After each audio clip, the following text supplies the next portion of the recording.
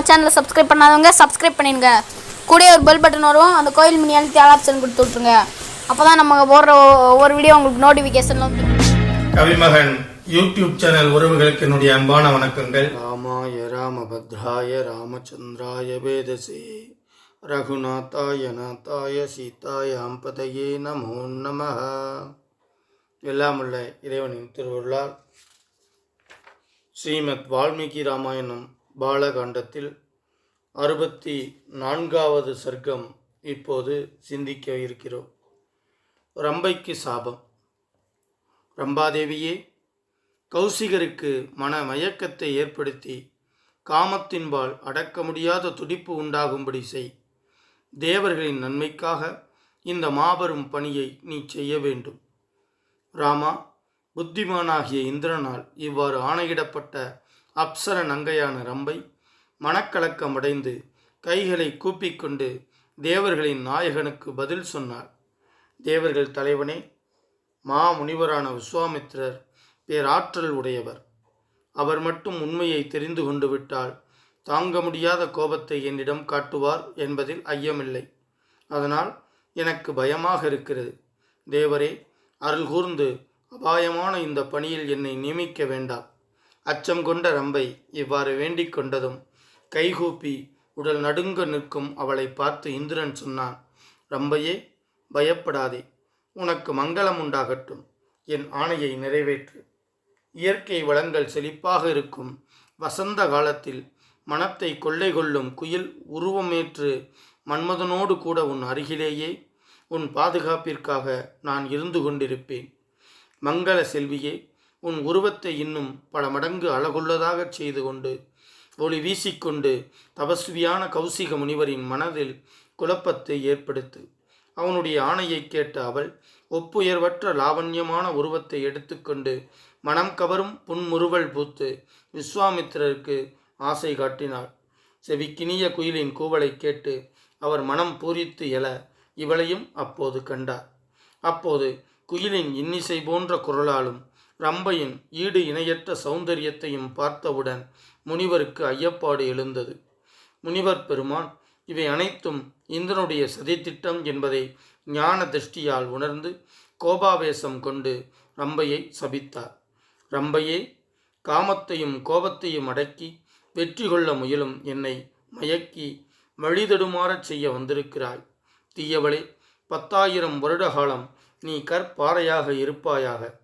ரம்பையே, மகா பராக்கிரமசாலியும் தவ வலிமை பொருந்தியவருமான அந்தன பெருந்தகையாளர் வசிஷ்டர் என் கோபத்தால் ஜடப்பொருளாக ஆகிவிட்ட உன்னை கடைத்தேற்றுவார். உன் சுய உருவத்தை கொடுப்பார். இவ்வாறு கூறிவிட்டு தவ வேந்தராகிய விஸ்வாமித்திரர் கொடிய கோபம் காரணமாக ஏற்பட்ட மனசஞ்சலத்தை தாங்கிக் கொள்ள முடியாமல் தவித்தார். கோபம் கொள்ளவே கூடாது என்ற தீர்மானம் தோற்று போய்விட்டதால் மனம் நிலை கொள்ளாமல் சஞ்சலப்பட்டது. இதிலிருந்து நாம் தெரிஞ்சிக்க வேண்டியது, காமம் மட்டும் தவத்தை கெடுக்காது, கோபமும் தவத்தை கெடுக்கும். அவர் பட்ட கோபமும் அவருடைய இத்தனை நாள் தவத்தை சீர்குலைச்சிருக்கு என்ற செய்தியை இங்கே மறைமுகமாக சொல்கிறாங்க. வலிமை மிக்க அவருடைய சாபத்தினால் ரம்பை அப்போதே கற்பாறை ஆகிவிட்டார். மகரிஷியின் கோபக்கனலான சொற்களை கேட்டுக்கொண்டிருந்த மன்மதன் அவ்விடத்திலிருந்து வெளியே ஓடிப்போய்விட்டான். ராமா, பொறிகள் கட்டுப்பாட்டுக்குள் கொண்டு வரப்படாததால் கோபம் வந்தது. கோபத்தினால் தவ வலிமை குன்றி போயிற்று. அதனால் அவருக்கு மன அமைதி கிட்டவில்லை.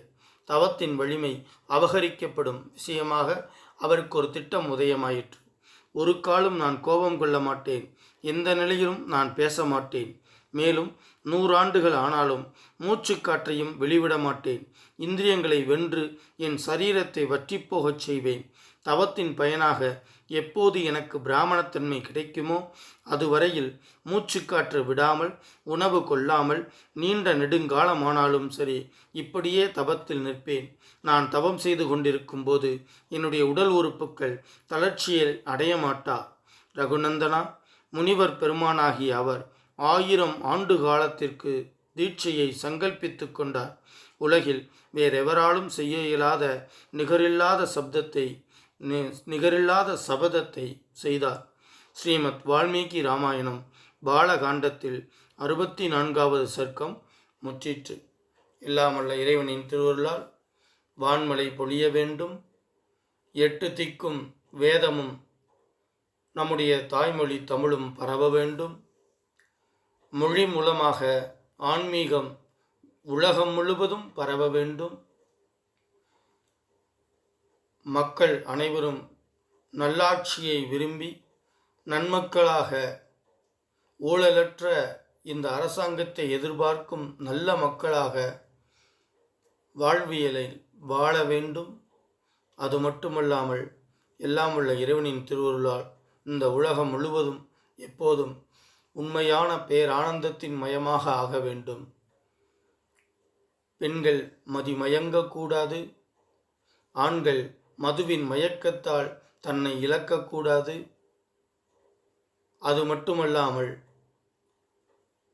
தவறான பெண் சகவாசம் உள்ளவர்கள் தங்களை திருத்திக் கொள்ள வேண்டும்.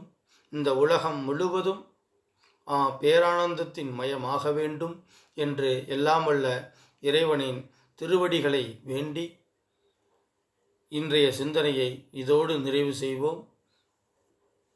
மூர்த்தி எல்லாம் வாழி, எங்கள் மோன குருவாழி, அருள் வார்த்தை என்றும் வாழி, அன்பர் வாழி பராபரமே.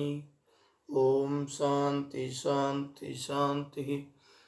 ஹரி ஓம். ஸ்ரீ குருப்யோ நமஹ.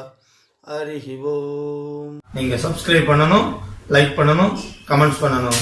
நன்றி, வணக்கம். வரைக்கும் நம்ம சேனலை சப்ஸ்கிரைப் பண்ணாதவங்க சப்ஸ்கிரைப் பண்ணிடுங்க. கூடவே ஒரு பெல் பட்டன் வரும், அந்த கோயில் மினி அழுத்தி ஆல் ஆப்ஷன் கொடுத்து விட்ருங்க. அப்போ தான் நம்ம போடுற ஒவ்வொரு வீடியோ உங்களுக்கு நோட்டிஃபிகேஷனில் வந்துடும்.